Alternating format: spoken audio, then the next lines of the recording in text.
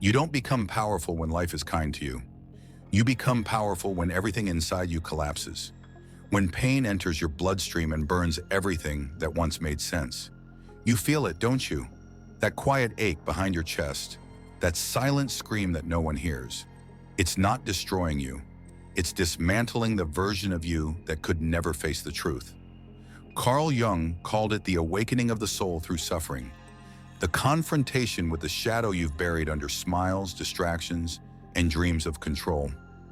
Every tear, every betrayal, every sleepless night, they're not curses, they're initiations. You are being stripped bare so you can finally meet the part of you that doesn't break, the one that watches from the dark and whispers, "Now you know who you are." Pain is not the enemy, it's the scalpel that cuts away illusion. The question is, will you run or will you rise through it? Comment, "I rise through pain," if you understand. Number 1, the silence before pain. Before pain arrives, there is a silence so deep, it feels like the world has forgotten your name. You wake up each day wearing a mask that fits a little tighter, breathing through cracks that grow smaller with every lie you tell yourself. You call it stability, but it's suffocation. You move through rooms full of people, yet every word you say feels rehearsed, every smile slightly delayed. Something inside you already knows. The collapse is coming. Carl Jung wrote that the soul often resists its own awakening because it fears what it must destroy. That's you now, clinging to the life you've built on borrowed values, recycled dreams, and shallow victories. You sense the fracture forming, faint but inevitable. It begins as fatigue, as an ache in the chest, as the inability to pretend you're fine. The psyche whispers in symbols, but you ignore it until it screams. Every silence, every hesitation, every blank stare into the night is your unconscious trying to speak. It wants to show you what you've denied, the hunger, the rage, the grief. And still, you turn away, because facing that truth would mean burning everything false within you. But the silence is patient. It studies you. It waits for the day you can no longer fake your light. It's not punishment, it's preparation. The universe doesn't shatter you out of cruelty. It shatters you to reveal what's unbreakable beneath the surface. And in that moment, when the silence turns to storm, you'll realize it was never the pain that frightened you. It was the truth hiding behind it. Comment, "I rise through pain," if you're ready to face that silence. Number 2, the breaking point. There comes a moment when you stop being able to lie to yourself. It doesn't announce itself with thunder. It seeps in quietly like water through a crack. You feel something breaking, but you can't name it. You tell yourself you're just tired, that life is just heavy, that this is normal. But deep down, you know something sacred inside you has started to fracture. Carl Jung said the greatest danger is not the darkness itself, but the refusal to see it. You've built a life on distraction, on pleasing, on holding it together. And now the weight of that illusion is crushing you from the inside. The breaking point doesn't destroy you. It exposes you. It tears open the skin of the persona, the polished surface you've shown to the world. Underneath it, you find the creature you've avoided for years, the rejected self, trembling but alive. You meet the one who carries your buried rage, your shame, your hunger to be free. You realize this pain isn't random. It's architectural. Your soul has been engineering this collapse from the very beginning, waiting for you to stop running. Everything you've called failure was design. Every loss was instruction. The breaking point is where your real self begins to breathe. You'll want to run back to your mass, to rebuild the same cage, to make it look whole again, but you can't. Because once you've seen your shadow, you can never unsee it. The truth has a gravity of its own, and now it's pulling you inward. The walls you leaned on will no longer hold. The people who once defined you will fade like background noise. It's not rejection, it's release. The self that breaks is the self that was never truly yours. Let it fall, let it die. This is the anatomy of awakening, the moment where pain stops being an enemy and becomes your first honest mirror. Comment, "Darkness made me whole," if you understand this breaking. Number 3, the shadow speaks. Now that the mask has cracked, the voice you've silenced your entire life finally begins to speak. It doesn't whisper in words. It moves through sensations, memories, and sudden truths you can't explain. You feel it watching from the corners of your thoughts, patient, ancient, waiting. Carl Jung called it the shadow.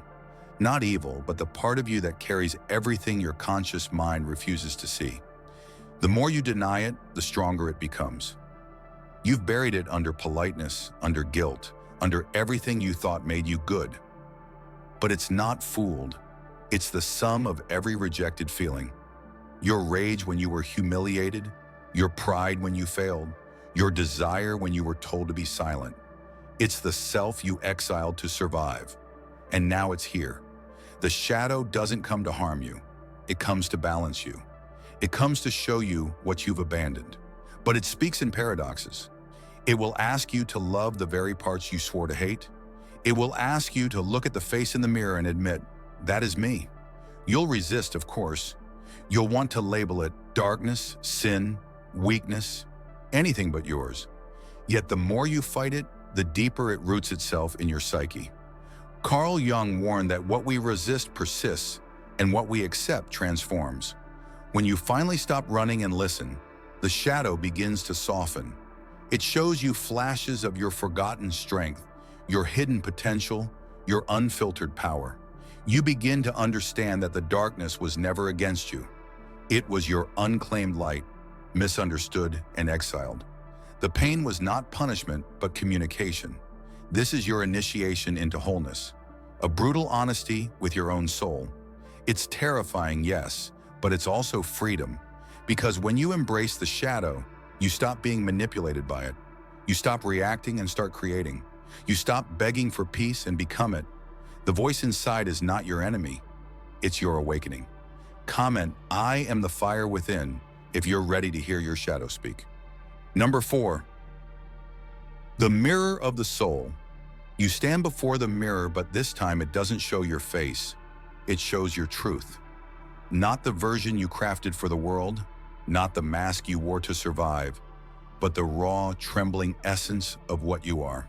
You try to look away, but the reflection moves before you do, as if it's no longer following your body but your soul. This is the moment Carl Jung warned about, the confrontation with the self, the point where the conscious mind meets its hidden twin.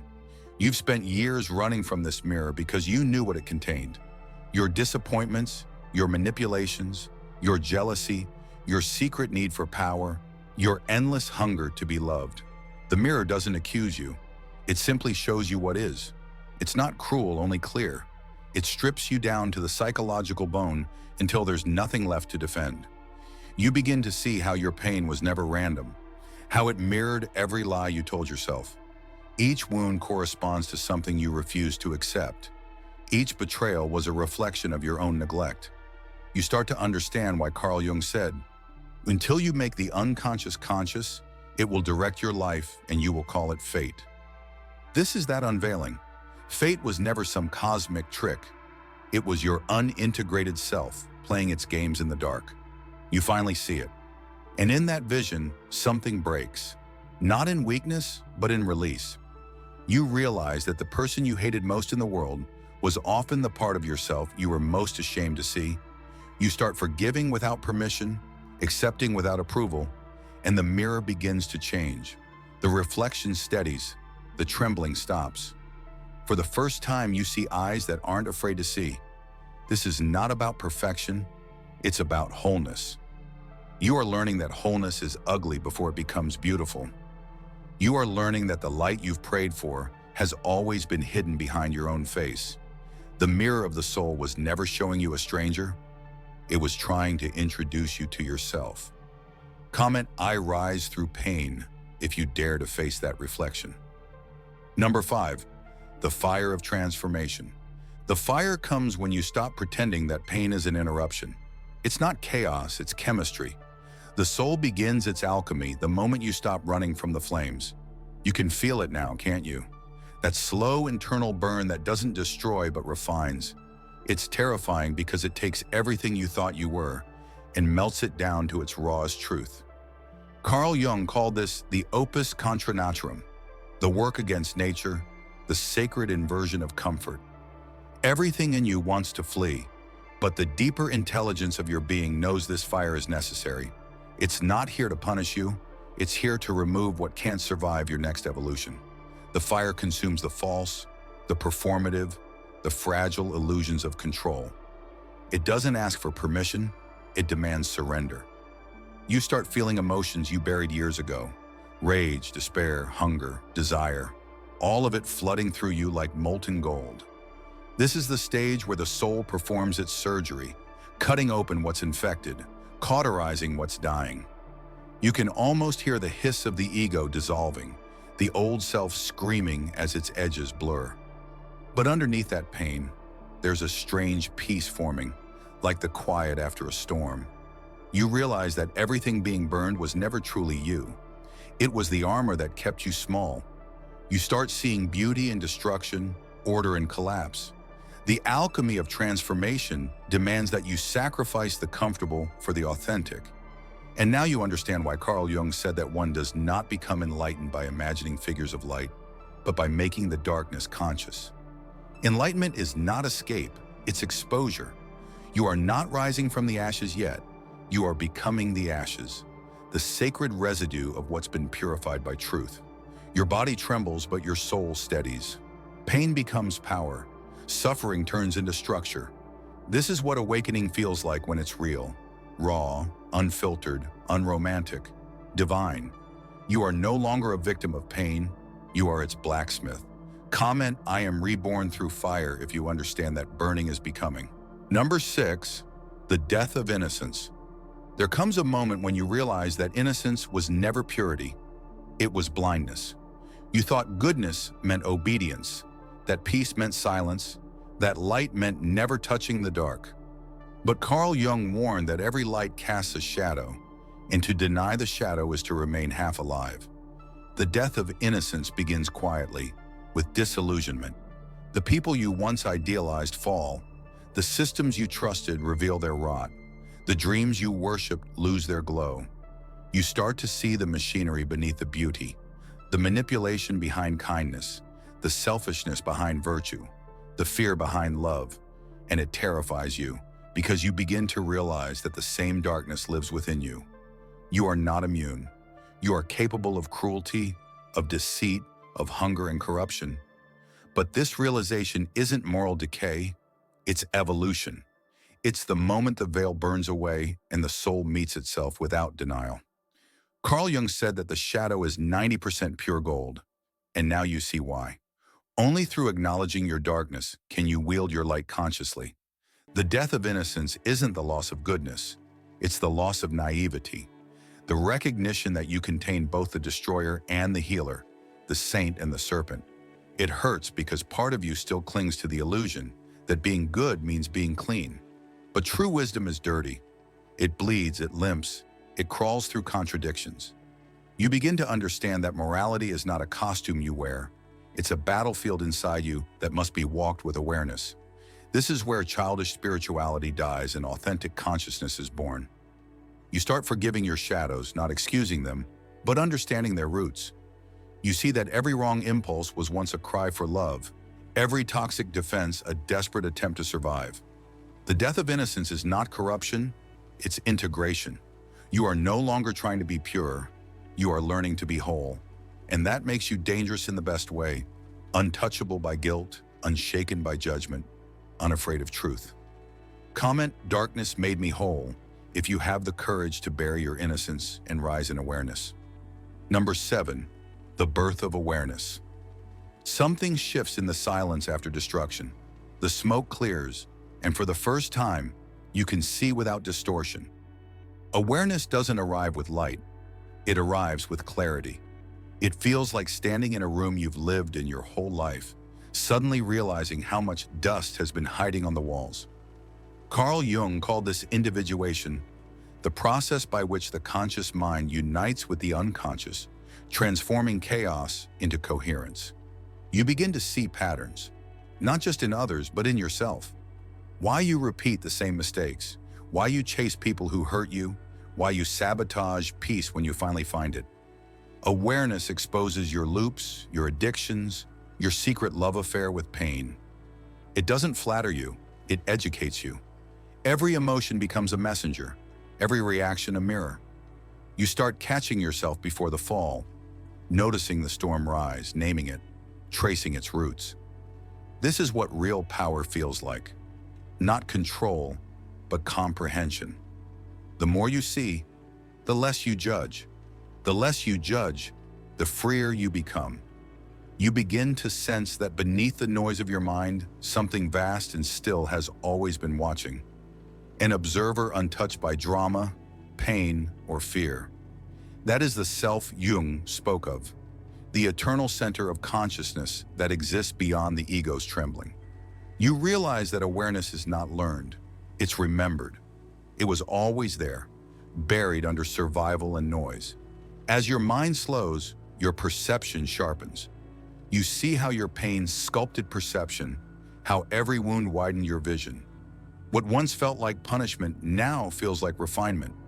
You are no longer trapped inside emotion, you are witnessing it. You are no longer defined by thought, you are watching it unfold.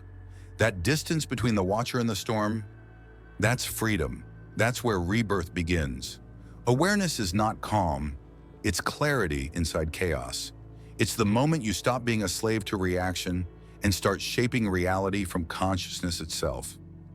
This is the beginning of sovereignty. The mind no longer your master, but your instrument. Comment, I awaken through pain, if you feel the birth of that awareness stirring within you. Number 8, the warrior of the inner world. You've walked through the fire, and now you carry its heat inside you. You are no longer the same. The mind that once trembled now sharpens like steel. The heart that once broke now beats with purpose. This is where the warrior of the inner world is born. Not a warrior who fights the world, but one who conquers the chaos within. Carl Jung said that the one who looks outside dreams, but the one who looks inside awakens. And you at last have looked inside. You faced the mirror, met the shadow, endured the flames, and stood naked in truth. You are no longer afraid of darkness because you've learned it speaks your language. You are no longer afraid of pain because it obeys your will. You've realized that strength isn't aggression, it's awareness under pressure. Power is not domination, it's mastery over reaction. The warrior's battlefield isn't made of swords and enemies. It's made of thoughts, impulses, and wounds trying to reclaim control. But you've learned to watch without drowning, to feel without collapsing, to lose without breaking. The warrior doesn't seek peace by avoiding conflict. They create peace by entering it consciously. Every emotion that once ruled you now reports to you. You've built a spine from suffering, a mind from ashes, and a heart from discipline. The outer world may still tremble, but inside you've become immovable. You've turned your pain into precision. You've turned vulnerability into vision. You've realized that control isn't about force, it's about presence. The warrior of the inner world doesn't fight to win, they fight to understand. They walk calmly through storms because they know the storm is also them. That's the paradox Carl Jung revealed. Integration makes you whole, and wholeness makes you unshakable. Now when life strikes, you don't collapse, you recalibrate. When people wound you, you don't bleed weakness, you bleed awareness. You've become a fortress built on truth. No validation, no rejection, no chaos can undo what you forged. You are the weapon and the peace that wields it. Comment, I am untouchable within, if you feel that warrior waking inside your silence. Number 9, the light hidden in darkness. You've learned to walk through shadow, and now you start to see what was always there. Light, buried beneath the black. It doesn't burst in, it glows quietly, like embers breathing beneath ash. This is the paradox Carl Jung spent his life revealing. The brighter the consciousness, the deeper the darkness it must embrace.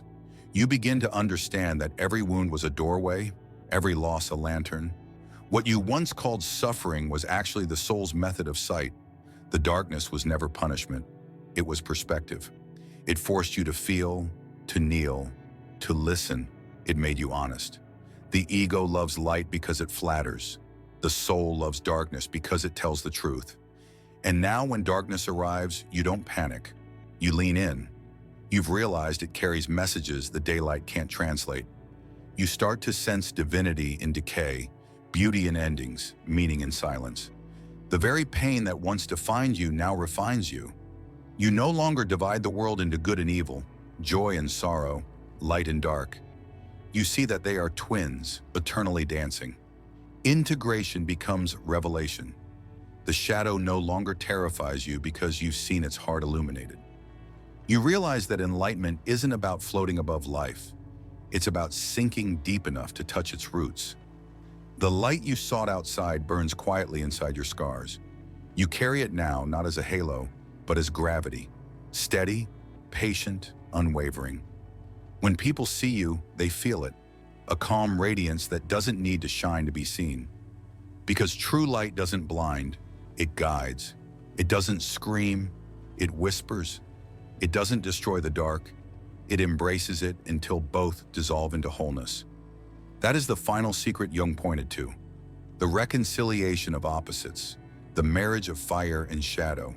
You are no longer afraid of the night because you have become its dawn. Comment, "I am the light within the dark," if you found that quiet glow inside your own shadow. Number 10, the untouchable self. You've walked through shadow, burned in fire, drowned in silence, and yet here you are, unbroken. What remains is not what survived the pain, but what was born through it. You've met every ghost inside you, and instead of running, you offered them a home. That is what makes you untouchable. Not invulnerability, but integration. Carl Jung said that the most terrifying thing is to accept oneself completely, and you have done exactly that. You no longer fear the dark because it's no longer separate from you. You've become the meeting point of opposites, a living balance of chaos and calm, rage and grace, shadow and light. This is the moment when the self emerges, the center that watches the storm but is never moved by it. You no longer chase peace, you emanate it. You no longer beg for meaning, you embody it. Every scar now glows like circuitry of wisdom, every failure reinterpreted as design. The world still tries to provoke you, to tempt the old patterns, to make you react, but your silence terrifies it, because silence is control. Pain has become your language, and through it, you speak fluency and truth. You've learned that no one can take what you've already surrendered. You've learned that love without attachment, strength without noise, and presence without masks are the hallmarks of the awakened. This is what it means to be untouchable, not to rise above life, but to walk within it untamed. You are no longer in search of transformation, you are transformation. You've become the quiet storm, the stillness behind every motion. You carry the wisdom of the wound and the fire of its healing. And now, as the final embers fade, you understand that awakening was never about becoming more. It was about remembering what you already are, whole, eternal, complete. Comment, "I am untouchable," and remember to like, subscribe, and turn on notifications, because this is where transformation begins.